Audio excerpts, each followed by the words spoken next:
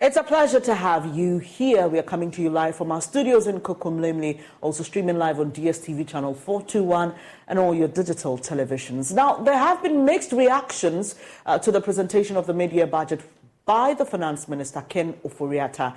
In his speech, he said more than 160,000 direct and indirect jobs have been created, especially for the youth who've been mobilized to establish agro-processing factories in 58 districts as part of the One District, One Factory initiative. Let's hear from the Finance Minister. And the school feeding program. The 2023 budget, for example, doubled the benefits under the LEAP program as well as boosted the allocations to the school feeding program. 3, strong and ambitious structural reforms in tax policy, revenue administration, public financial management, financial sector, as well as strong measures to enhance revenue mobilization and address weaknesses in the energy and cocoa sectors. Both are critical to bring public finances back on sustainable path while creating fiscal space for critical development spending. 4, to bring inflation under control through prudent monetary policy, including appropriate monetary policy tightening and the elimination of monetary financing of the budget. Containing inflation pressures requires coordination between fiscal and monetary policies. 5, to rebuild international reserve buffers to 3 months of import by the end of the program. The Bank of Ghana is pursuing enhanced foreign exchange rate policies to help rebuild international reserves. 6, to restore sustainability and preserve financial stability following the domestic debt exchange program to support private investments and growth. And 7, to pursue reforms to encourage private investments, strengthen growth, and create more jobs. Mr. Speaker, it is instructive to note that our path towards securing an approved IMF-supported program has been characterized by speed and resoluteness. More specifically, the following key and significant milestones were accomplished. We achieved staff-level agreement in December 2022, 6 months after we formally requested for the IMF support to back our PCPEG. We were supported by China's agreement to co-chair Ghana's Paris Club Official Creditor Committee. We secured financing assurances for the Official Credit Committee, co-chaired by China and France on 12 May 2023, 5 months after our formal request in December 2022. We secured an IMF board approval on 17 May 2023, 5 months after the SLA and 10 months after a formal request for a fund program. We also secured IMF financing equivalent to 3 times Ghana's quota. We front-loaded disbursement of IMF resources for 40% in 2023 and the rest to be spread between 2024 and 2026, and successfully concluded a domestic exchange program. The results are clear. We are witnessing the catalytic impact of crowding in other resources. We are in discussions with the World Bank for a 900 million development policy operation and emergency support. The United States, through the International Development Finance Corporation, has announced a program to invest 300 million towards the construction of a data center under the G7 Partnership for Global Infrastructure and Investments.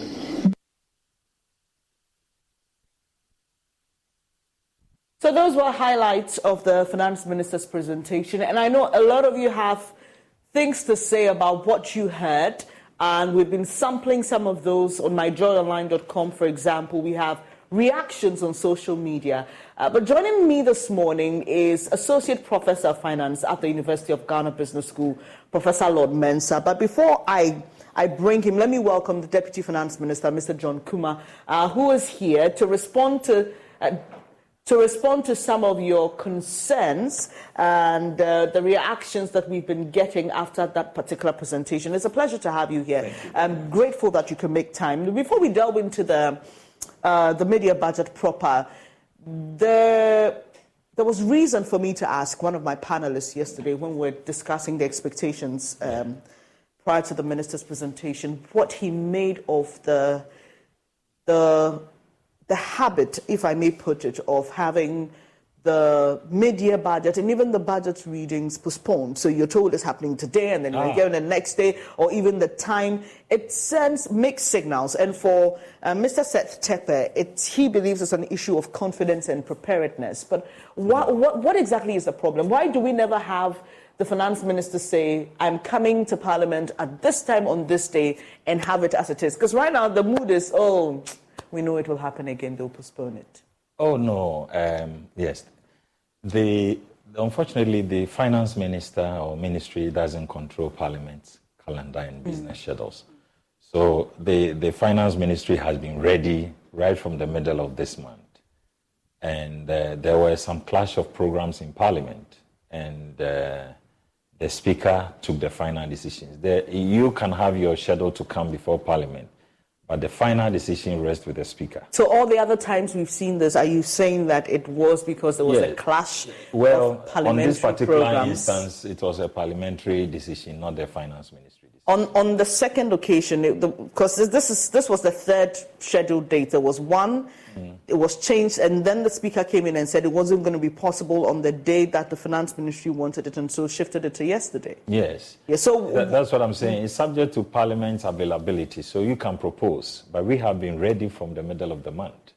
As enjoined by the PFM Act, the finance ministry has been ready. But of course, Parliament must also be ready. And remember, we are rising on Thursday. So there are a number of activities that have to be done, and you needed clearance from the Speaker. So that has nothing to do with... So this is specific to this particular one? Yes, and not I don't know about the previous ones. Because whatever schedule you have, we have our timelines by law, and so we are always ready to deliver. Right. But it's subject to Parliament's giving you the clearance to come. Okay. Now, let us start talking about the reactions to the mid-year budget review. Okay. And I want us to be as simplistic as we can, because many of our audience talk about how, we are always talking over the head. So let's just go right to what the people want. Okay. COVID levy, for example, was very topical. In fact, yesterday, Dr. Saad actually said that he would wish that the COVID levy be scrapped. He's not the only person. Many have said, what's the relevance anyway? We've de-escalated COVID worldwide. Even here in Ghana, we have, relaxed even on the protocols and all that as a result of the WHO's de-escalation of it. Why do we still have a COVID levy? What are you using the monies for? Okay, so COVID levy, yes, many people have said COVID is no longer with us. Unfortunately, the damnable consequences of COVID are still with us, especially in our fiscal space. In 2020, we had a fiscal gap of a revenue shortfall of about 12 billion Ghana cedis and expenditure, extra unbudgeted expenditure of about 14 billion, which amounted to about 26 billion in the fiscal gap. All that money was made up or were replaced with loans that we took from, our development partners and other sources. Now we need to be able to recover some of these losses. And then also it created so many associated economic challenges for our country. And remember, the COVID levy also had an expiry date in 2024. So that will be next year. So maybe I will just say, encourage people that we should wait till the expiry of the... We should hold on for some time. We should hold on for some time, because the impact of the COVID cannot be immediately gone like that. We have to be a little bit patient. And as a nation, we can all take a decision on whether we want to scrap it or rename it and redirect its purpose or whatever we want to do. Of course, Parliament will make that decision. What about the special import levies? We heard from the Guta president, who said he would wish that that was also scrapped. Guta was one of the stakeholders we engaged on this mid-year, and they raised some issues. Of course, some of the issues that Guta raised could not be reflected in the mid-year budget, but we are very confident that in the main budget, some of the suggestions that came up can be looked at. But, and even some of the measures we are talking about just started implementation in May. And so you don't have the full picture to do proper analysis of the impact of the measures. So we believe that by November, when we are doing the main budget, depending on how the analysis have gone, we could take a decision on one thing or the other. I'll come back to you. We've been joined by Professor Lord Mensah, Associate Professor of Finance at the University of Ghana Business School. It's a real pleasure to have you here, Prof. Grateful that you can make time to join us. Your initial assessment of what you heard presented by the Finance Minister yesterday. Yeah, I mean, clearly it's a budget that one way or the other seem to align with the PCPEC as he indicated in the review. But then there are some, critical issues that we may have to look at.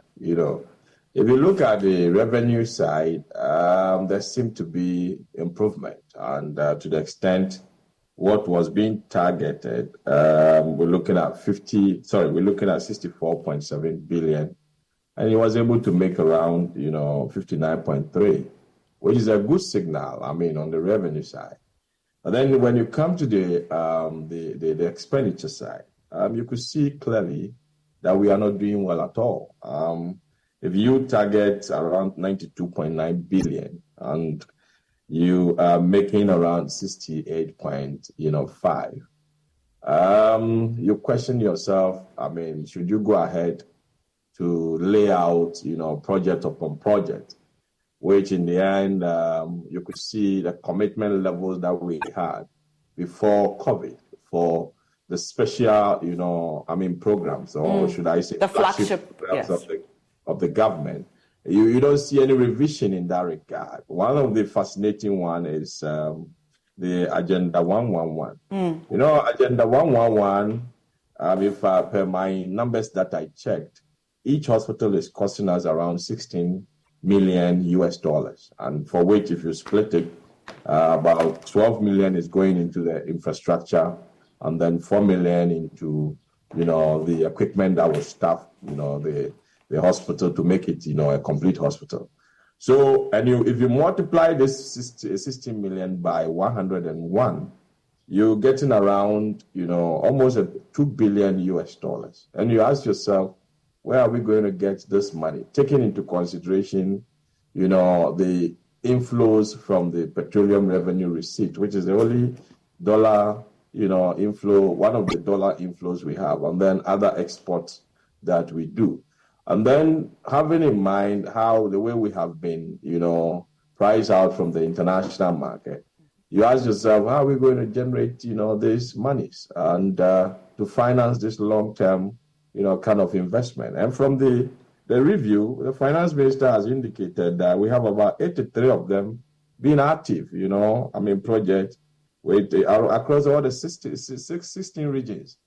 And I'm asking myself, now that your financing sources have been reduced to short-term financing source, how are you going to finance this project? And this is kind of something that we may have to question. The source of finance for that kind of, project that the finance minister has listed. Now, let me come back to, the numbers that were churned out, that, propose a signal that the economy is doing well or not. I'm looking at the interest rate, looking at inflation, and then exchange rate. Clearly, if you look at the exchange rate, I would say that the stability we are enjoying is more or less kind of a temporal one, in the sense that, the full-scale demand for, dollar is not, on the market yet. The reason why I'm saying the full-scale demand for the dollar is not on the market is that, if you talk about the agents that demand the dollar, we have the government, we have businesses, we have the individuals who are also in need of the dollars. But then the biggest demander of the dollar is the government.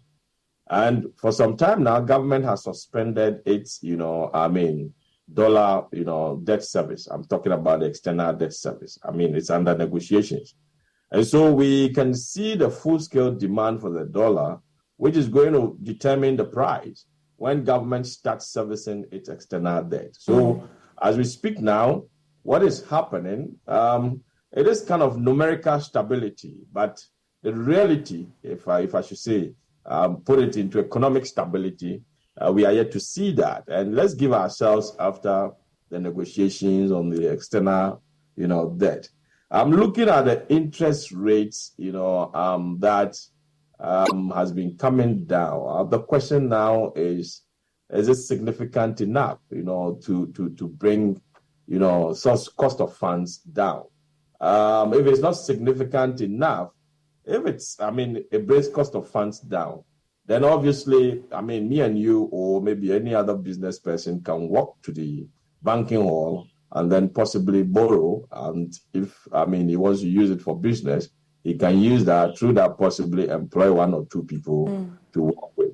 But that impact is not there yet.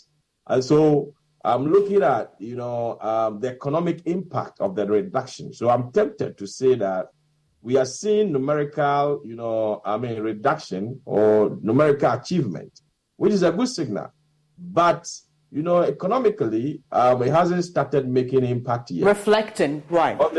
On the heat of inflation, I can say, yes, we've seen some numerical reductions, but still, economically, people's investment, real value of investment, is still negative, in a sense that when you invest, and possibly if it's in treasury bills, they are giving you around 30%, and inflation is hovering around 40%, you still have some, 10% to cover in terms of the real value. So until inflation is reduced to be at par with interest rate structures, there's no way we can say economically we have achieved something. But I see them to be numerical achievement, which gives a good signal that, of course, we're doing well in a direction of bringing those numbers. Give me a few minutes to get a reaction. Thankfully, we have the Deputy Finance Minister here, and much later I will be asking you, or I'll be finding out from you, what you make of the Finance Minister's projections of inflation and the others by the end of the year. But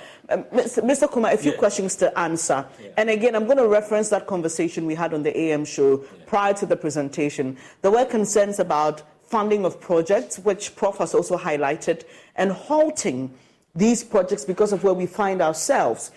Why didn't we consider that, and where are we getting the money from to continue with these projects? Yes, so Prof talked about a number of things on revenue, which I agree with him. Revenue is doing well, especially on the non-oil side. We had GRA exceeding its target by about $1 billion, but we had shortfall of about $1 billion in the oil revenue side because of the downward trend in crude prices on the world market from $85, which we used in our budget, to about $72, $74 currently. And then also the volumes of production also tipped. But interestingly, fuel is increased just this morning. But you can proceed. Well, of course, that market always goes up and down, so we should be used to that. And then on the issue of expenditures, of course, he says we are not doing well. But I agree with him to a large extent, because if he factors in the negotiation with Labour, which resulted in 30% increment in wages, of course, that shot out every government, and we had already done the budget and factored about 20%. So when we agreed with Labour for 30%, and obviously you are going beyond your budgetary expenditure considerations. So I want him to factor that. And you see, sometimes we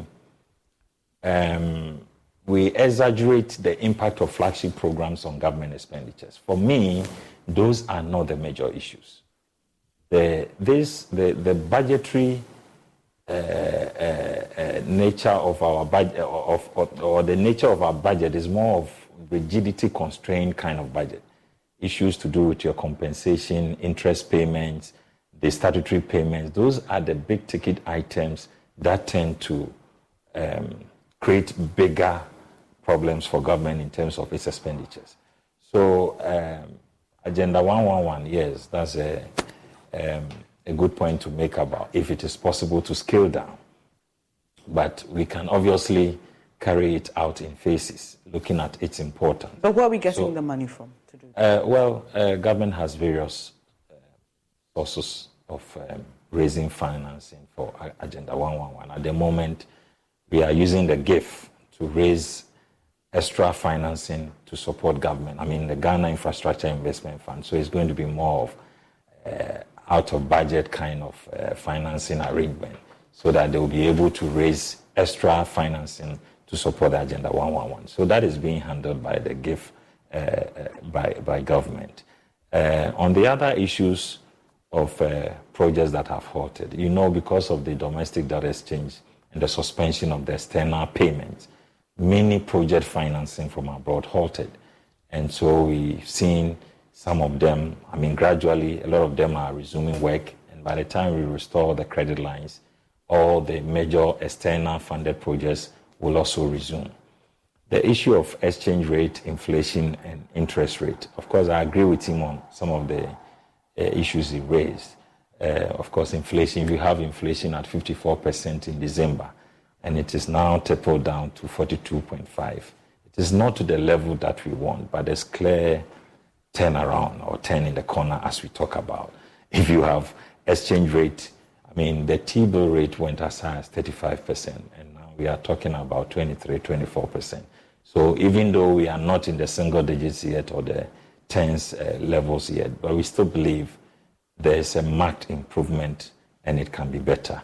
On the issue of the exchange rate, it also shot up to 15 cedis to $1 in December.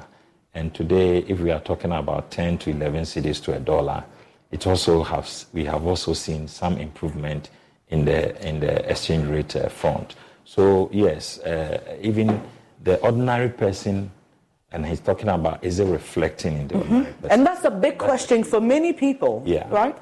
Remember that fuel, let's use fuel price for instance, shot up to 24 cedis per liter. Today, it's come down to about, even with the increase, I don't know if it's up to 12 cedis yet. So clearly, we are going to begin to see a lot of downward. But sorry, I have to interject. But you see, while fuel may have gone down, you're now paying more for electricity and water. So it's almost like you get a little relief here, but you're having to pay for it on the other side. So people generally don't feel that sense of relief. The minister is so positive about. I'm sorry, I'd have to rush you because we're just wrapping up a bit. So, Prof, quickly, your impressions about the projections by the finance minister on what the end of year is going to look like for us, and he appears to be very positive. A lot of people find that quite interesting. As I said earlier, we've been sampling views on social media. And the other thing I'd like you to take a quick bite at is because Dr. Kumar referenced that the domestic debt exchange program, we've seen how the Bank of Ghana has been badly hit. We've had experts even concerned about the bank's own expenditure. Some have referred to it as reckless. Generally, on all fronts, we appear to be in a big mess. Yeah, of course. Once the economy is in dip, it is expected that everything will be showing that signal. But then I would say that Bank of Ghana, I can say they seem to be part of this problem. They can't run away from it in a sense that they control the monetary aspect of our economic space, and then government does the fiscals, and we have been drumming of, the two, working hand in hand. And you see, Bank of Ghana financing of government, deficit over the past, few, months, clearly will reflect on its, balance sheet. You shouldn't have, been surprised about this. And then also, when you take the various banks and the way, the debt exchange affected them, and Bank of Ghana's assets is accumulation of, all those banks, assets and then the liabilities that they have accumulated. So whatever will happen at the banking level, obviously will build up into Bank of Ghana's, balance sheet. So I'm not surprised at all. But then you're looking at a situation where we can say that, yes, indeed, Bank of Ghana seems to have what we call operational autonomy. But when it comes to governance autonomy, our constitution never, supported that. The constitution more or less, seemed to have the executive control on the Bank of Ghana because of the way, the governor is appointed and the way and manner the deputies, and also in some cases it has extended to directorship at the BOG. So effectively, it seems to be like the control of the executive, on the Bank of Ghana, and any environment where you have such kind of appointment based through the executive to the banking to the regulator, you don't get, the regulator being effective. And so I'm not surprised at what is happening on the ground. Just that, previous governors upon governors have been silent on that, and they seem to show a signal of, working independent. But I can tell you, with the structures that we have in this country, where the governor is appointed by the executive, it will be difficult to control inflation. It will be difficult to control money supply from the Bank of Ghana to the government. To some extent, the first IMF that we went to, we had a condition of the Bank of Ghana financing the government expected revenue for a particular fiscal year up to 5%. But this time in the current, PC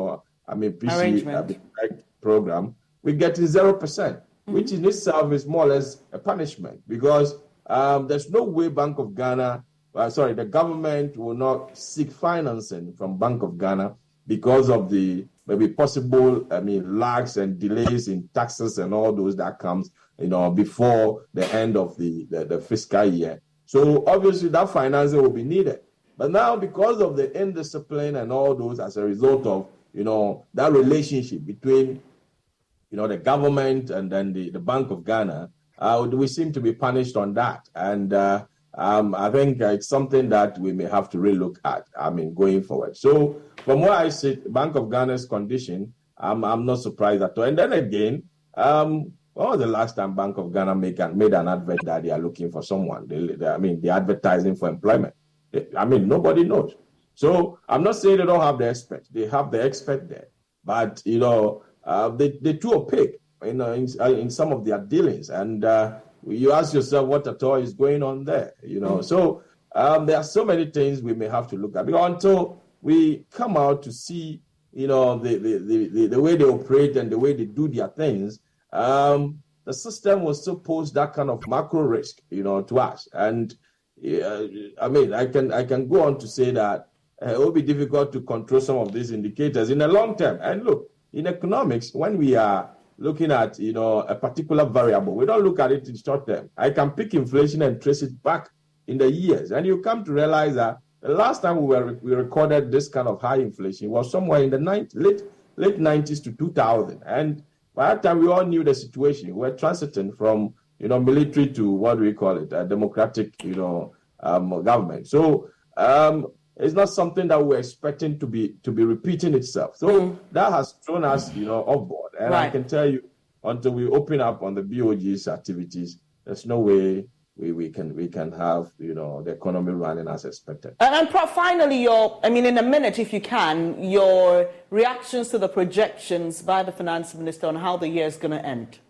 Yes, it has been revised. I can see the growth rate has been revised to 1.5, which makes sense. We foresee some kind of risk ahead of us. One of the main risks is a resumption of government, debt service, externally after the negotiations. It will reduce government funds availability. And then, looking at the way interest rate has soared up, I don't think government can continue to borrow in the short term to do long-term activities, because, it will keep that, yield curve. When I say yield curve, the rates related to their maturities. And you can see the short term is on the higher side compared to long term. And there's no way you can manage an economy for more than 4 years with this kind of yield curve.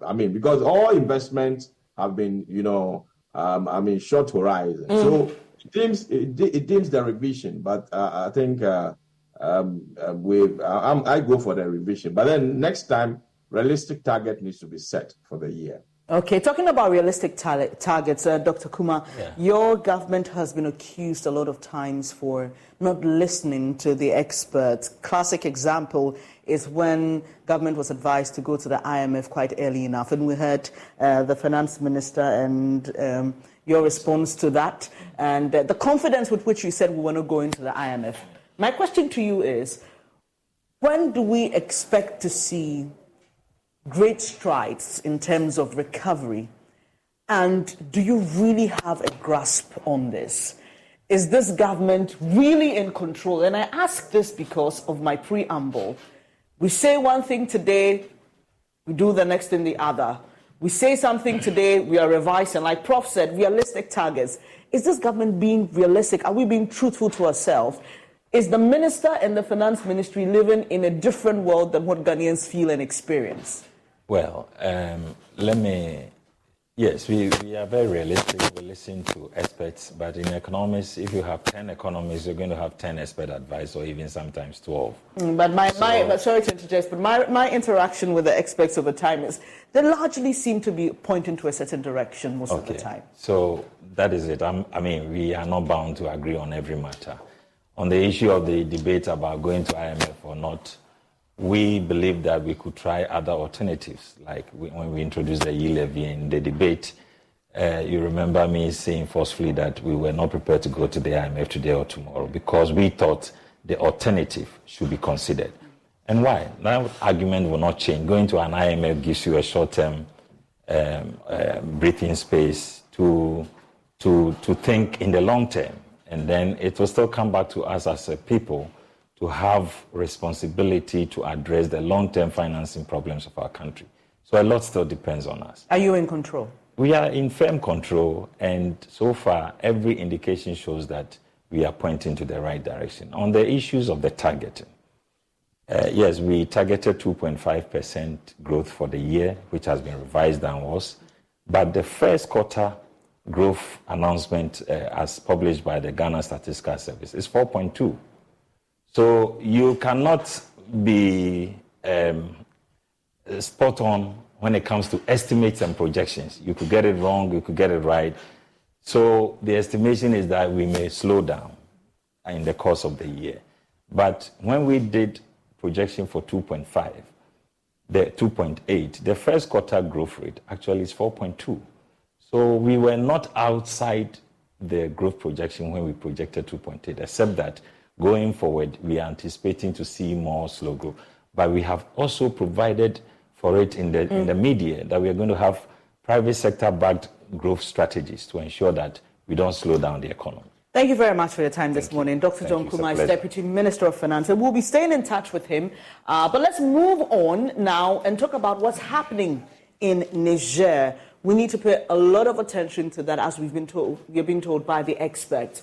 Burkina Faso and Mali say they will regard any military intervention in Niger as a declaration of war on them. This action has been backed by the junta in Guinea. On Sunday, the Economic Community of West African States, ECOWAS, threatened to use force to reinstate Niger's elected president, Mohamed Bazoum. Mr. Bazoum was deposed in a coup on Wednesday, but Burkina Faso and Mali say they will come to the defense of their eastern neighbor should this happen. Joining us to deliberate on this is Mataru Mumuni Mukhtar. He's Executive Director at the West Africa Center for Counterterrorism. Grateful to have you here this morning. And there's quite some interesting developments we are seeing in Niger. But this was predicted. We heard some, analysts talk about this. Dr. Vladimir Intridanso, we heard from Professor Kwesi Enin on Newsfile some time ago, talk about the likelihood of this happening in Niger now. It's in our faces. But the dynamics are more interesting when you look at where Niger is and the fact that they are bordered by countries that have similar stories. Let's look at the impact of this generally on the sub-region and for us as Ghanaians.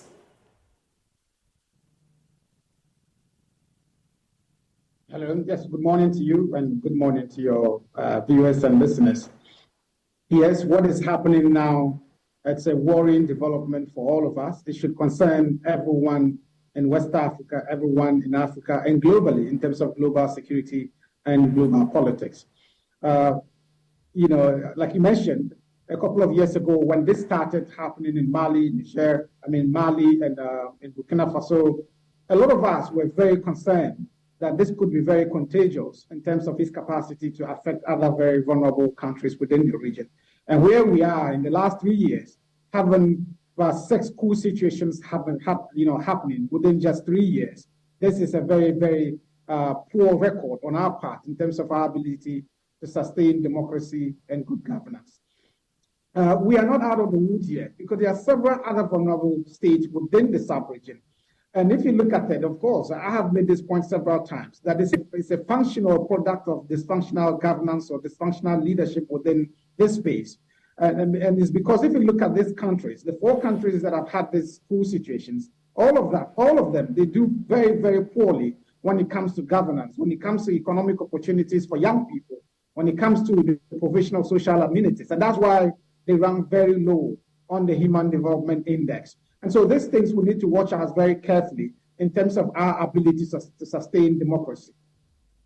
Right. So the bigger challenge we have now is the threat from Burkina Faso and Mali. And even talking about Mali, ECOWAS has tried to intervene. We had our own president make attempts at returning the country to democratic rule. We still haven't made any headway yet.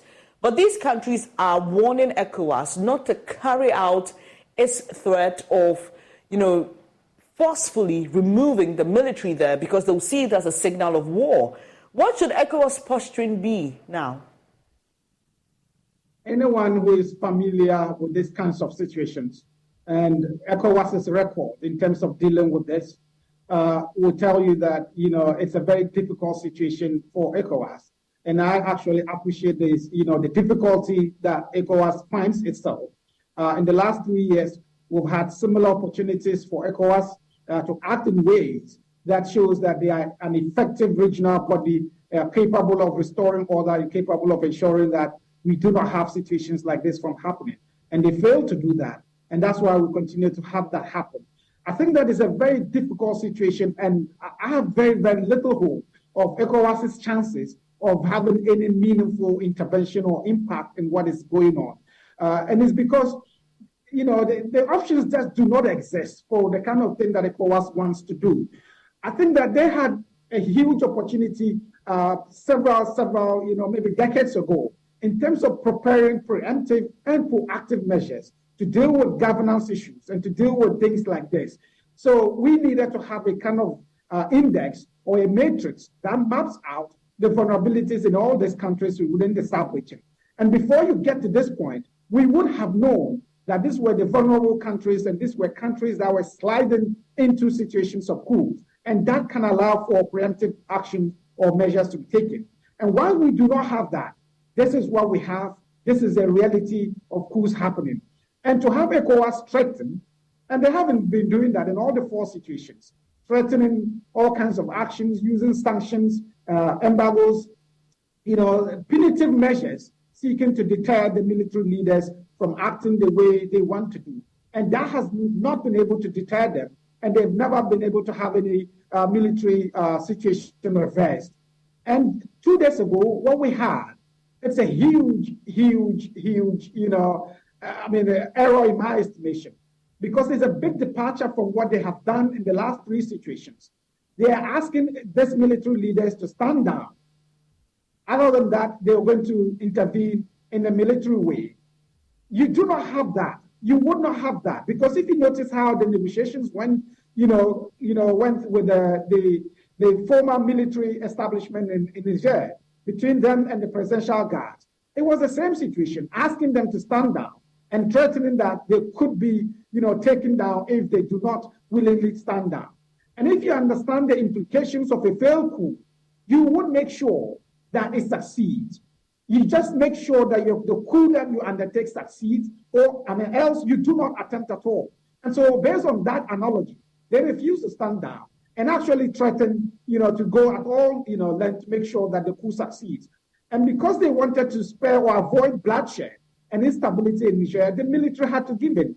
The same way, the military leadership in Niger would be doing all the calculations and all the arithmetics, and they would come to the conclusion that they would not succumb to the demands of ECOWAS. They would not, stand down, because that would mean, a dire situation for them. And so I don't see that happening. And if ECOWAS chooses to really actually intervene militarily, it would be a huge blunder. It would undermine the security of Niger. We have to leave it here. That's Mutaru Mumuni Mukhtar, is Executive Director of WACCE, talking about the coup in Niger and all the implications attached. You watch a news desk with me, Bernice Abubedulam. So when I come back, I'll be speaking to a woman who's given voice to many other women and championed the cause of gender balance for 15 years. You want to stay for that.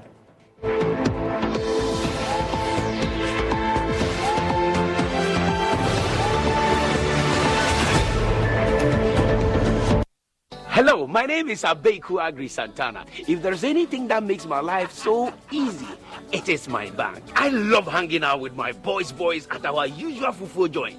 But even without cash, we still dey chop better with EcoBank Mobile. No matter the time of day, my bank helps me stay in touch with my beautiful wife whenever she's away. And when my beautiful wife is in town, she never misses out on her favorite TV shows because I'm able to pay up all my TV subscriptions from the comfort of my mobile phone. Whenever she has to get groceries too, my bank makes it cashless and convenient. And the part my wife loves the most is when my bank makes it possible and easy for her to shop from any part of the world without moving. Welcome to the smart world of EcoBank. Download EcoBank Mobile from Google Play Store or the App Store and discover the smart way to bank. EcoBank, the Pan-African bank. We've had news file over the weekend, and an interesting part of the conversation focused. Oh no, we are out of range. Oh, don't worry, Daddy. I have Alexa in my bag. Alex, what? Alexa, open Multimedia Ghana and play Joy FM. Super Hits Radio, Joy 99.7. Listen to Joy FM, Hits FM, Love FM, live on your Amazon Echo.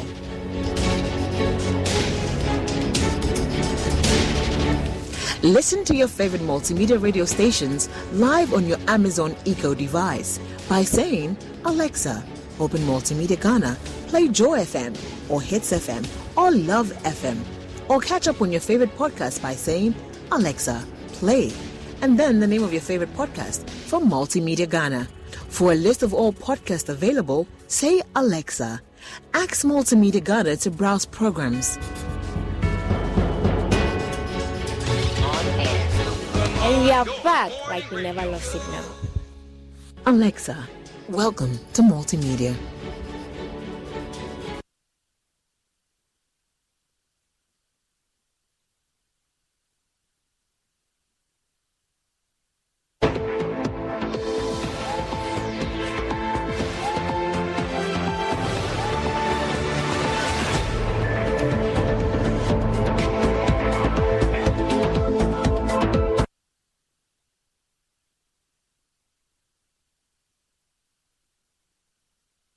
I watched her as a young girl, and I told her when it comes to hair, I'm always a little girl because I put myself in that state of mind all the time, watching her read the news on GTV. She went on later to start her own show, and for 15 solid years, she's been doing this. It's such a massive feat, one that should not be ever underestimated. She's an achiever, she's an inspirer, and she's an old student of my school. Obranyo Warabo. And I'm happy to be associated with her. I'm speaking to Gifty Auntie this morning. The standpoint at 15. Yes. Wow. Yeah. Let me start this way. When did you conceptualize this? And how did you start bringing it to life? Okay, thank you very much. And it's a privilege to have you interview me. This is the first time, you interview, so I'm really excited about that. It started when I came back after my master's in 2006. I came back, you know how when after school, you're all gingered and energetic and how you want to cause change. And I was privileged to have a feminist, Christabel Kane, who was the first female anchor for BBC World, to be my journalism lecturer for my master's in international journalism. And she wanted me to stay to be her TA, and I said, no, I had to come back. And then she made me promise that when I come back, I'm going to be a voice for not just Ghanaian women, but women across Africa because she was married to a Ugandan and she had traveled Africa and knew some of the challenges. I came back. I tried to force that, and it wasn't working. So somebody actually made a comment, well, if you are interested, so much interested, go and start your own show. And I took it World Cup. So I started preparing. And then 2008, I decided to actualize it, to let it come to life. And the program was birthed. And it's been 15 years. 15 years. How have you sustained this for 15 years? As a media person, I know and I understand the challenges. And, to even constantly hold your viewers for that long, that in itself is such a chore. Yeah. How have you done it? That's what I call a blessing, Simply grace of God. You just have to make sure, I believe that where God leads or guides, he provides. Right. You need to believe in what you're doing. I mean, after the first, even when I was starting, I remember a minister then made a comment that the name Standpoint is too hard, so we need to get a softer name for it and then it won't fly. People said that, doing a show to talk about issues affecting women will not be willing. I mean, we had all that. But by the grace of God, I've always believed in this. The feedback has always kept me going. I always make sure that every year there's something new, something dynamic about the show that will keep people glued to it. This year, to mark the 15th anniversary, the first program we did was rededicate the studio and dedicated a new set. Okay. We built a new set, changed everything to give it a new outlook. Personally, it gives you a kind of new energy. Right. I love red anyway, so give you new. Right. So it renews your mind psychologically and then for your viewers as well. So every time I'm doing something new, changing the dynamic, changing the narrative. So, and I am somebody who's also social media very active. So I use social media to really push it, So, You're so inspired. And I know I've been seeing the testimonies, people writing about what an inspiration you are. But here's what you've decided to do, which for me is so exciting. You've decided to put all your emotions, your thoughts, your life, your learnings, your mistakes, everything into books for us to read and even for future generations to. How did you start writing? And I can see 1, 2, 3, 4, 5, 6. 6 yes. books. Wow. So, A Bit of Me was the first one. I started a segment of the show. As I said, every year I want to change something. So about 6 years ago, I started a new segment called A Bit of Me. It's like my opinion, my take, as Samson Ladi Ayeni calls it, my take on issues. And in 2009, I had an accident. It broke my ankle, and I was nearly pushed to depression. But then somebody was sending a general broadcast, and it was about one of my videos encouraging people never to stop, to keep going, irrespective, regardless of. And it encouraged me. It just woke me up. So I just told myself, listen, for years, people have been telling me to write. If I write a book, this is there. You have it. Anytime you are going through something, you remember that, listen, let me encourage myself. It's not every time you get somebody to encourage you. If I hadn't received that video, videos will get lost. Audios may be corrupted. But books, unless it gets bent, will always be there. So that's what started my journey. And within 4 years, I'm about to release my 7th book. Tell us about it, The Black Chalewote. What's The Black Chalewote it talks about the crazy life of mothers. Tell me about it. The crazy life. One day I was actually rushing, taking my little girl to school, and in the middle of the motorway, I realized that I was wearing black chalewote. I didn't have a spare shoe in the car. I didn't have any spare shoes in the office. And I had meetings that day. I had no choice than to put myself together to drop her off at school. I get to the office, and then my staff tell me that actually the dress I was wearing, I turned it inside out. And I dropped her at school, interacted with parents and everything. I didn't know what I was saying. So I wrote about it on Facebook.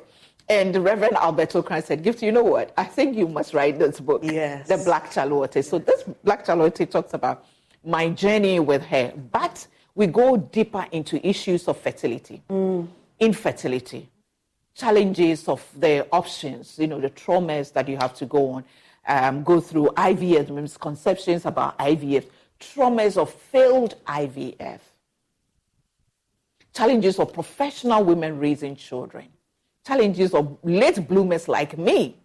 Sometimes you go with your, I'm 53, my little girl is now going to be 6 years. And you're always calculating, so by the time I'm 60, she's now 13. She's this. You go to places where sometimes people say, oh, your granddaughter. But people like me, I can handle it. I'll definitely I tell my story, but not everybody can handle it. I remember years ago, somebody even made a comment, before I even thought I could have a child. Somebody made a comment, I think you should discuss, challenges of late bloomers, because it's not easy. It's not easy. So it talks about all these issues. And of course, there's a lot of laughter in there, the funny things. They carry the fears of even carrying pregnancy to term and all that. So that's what the book. We will be looking out for this book, and it's to commemorate the Standpoint at 15. You can follow Hiniyeri Gifty Auntie on social media and follow the Standpoint. There's so many things that have to be done to celebrate this, but this is all time will allow me. But I promise you, we will do a proper sit down and have conversations, because I'm interested about this. About the details of the book. Chip in that on 23rd of August, we are having an international conference to mark the Standpoint at 15 at La Palme Royal Beach. Lema Roberta Bowie, the 2011 Nobel Peace Prize recipient, is our keynote speaker. It's at 9 a.m. It's open to all. And then the Palm Royal Beach, Hotel, 23rd August. And then 9th of September, we are going to Gomoa Fete to feed about 150 pregnant women. So please, anybody who wants to come on board should, call 0543 618182. 0543 618182. Thank you. A lot of love from my heart to yours. Thank you. Thank you so much, Hiniyeri Gifty Auntie, for all that you do. Like I said, we need to do a proper review of that book and a couple others that she's written. And we'll take a quick breather here on News Desk. We'll be back with more.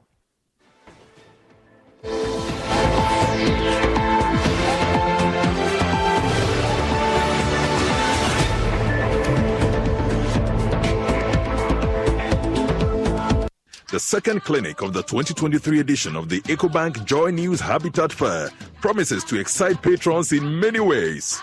The West Hills Mall will host all relevant players in the housing and construction industry in Ghana from Friday 4th to Sunday 6th August 2023 from 8 a.m. to 6 p.m. This year's exhibition is under the theme Home Ownership, Affordability, Comfort or Luxury. Visit the clinic and engage the providers in the housing value chain on all your housing needs, be it financing, land acquisition, rent to own, outright purchase, roofing, lighting, electronic appliances, home security, or home furnishing. The EcoBank Joy News Habitat Fair is your one-stop shop for everything housing. To register as an exhibitor, please call 0244 260 653. There will be daily giveaways by the sponsors to visitors at the fair. The EcoBank Joy News Habitat Fair is in partnership with EcoBank, the Pan-African Bank, and powered by the Planned City Extension Project from Cities and Habitats. Rent to own, and sponsored by Elegant Homes and General Construction Limited, where quality meets value. Syntex tanks, a strong, a tough. EcoBank Joy News Habitat Fair. Affordability, comfort, or luxury. We've had news file over the weekend, and an interesting part of the conversation focused. Oh no, we are out of range. Oh, don't worry, Daddy. I have Alexa in my bag.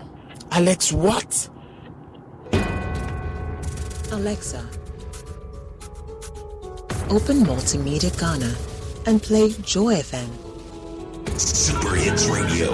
Joy 99.7. Listen to Joy FM, Hits FM, Love FM, live on your Amazon Echo.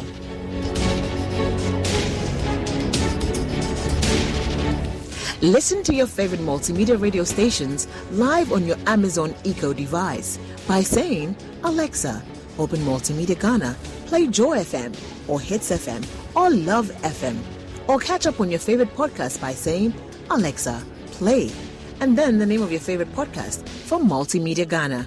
For a list of all podcasts available, say Alexa.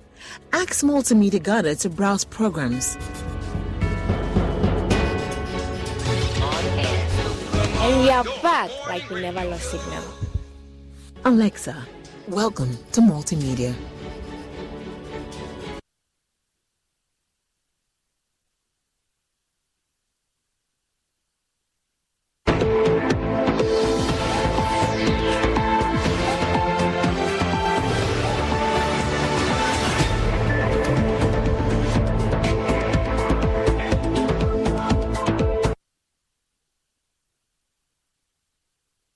Thank you for staying. It's been a real pleasure bringing you News Desk today, sitting in for your regular Aisha Ibrahim. Thanks for your company. There's more news when you log on to myjoyonline.com.